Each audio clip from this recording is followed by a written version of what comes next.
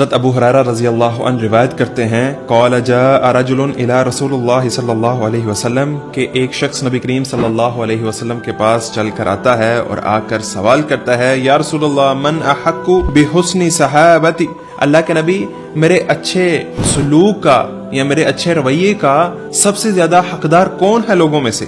تو آپ صلی اللہ علیہ وسلم ارشاد فرماتے ہیں قال امک، تمہاری ماں۔ وہ پوچھتے ہیں یا رسول اللہ ثم من، اس کے بعد؟ پھر آپ صلی اللہ علیہ وسلم جواب دیتے ہیں تمہاری ماں۔ وہ پوچھتے ہیں یا رسول اللہ اس کے بعد؟ پھر آپ صلی اللہ علیہ وسلم یہی جواب دیتے ہیں تمہاری ماں۔ 3 مرتبہ اللہ کے نبی صلی اللہ علیہ وسلم انہیں یہی کہتے ہیں تمہاری ماں، تمہاری ماں، تمہاری ماں۔ اور جب چوتھی مرتبہ وہ پوچھتے ہیں ثم من، اللہ کے نبی اس کے بعد؟ تو پھر آپ صلی اللہ علیہ وسلم جواب دیتے ہیں ثم ابوک، تمہارا والد۔ اللہ اکبر و کبیرہ، کس قدر فضیلت ہے، کس قدر درجہ ہے والدین کا۔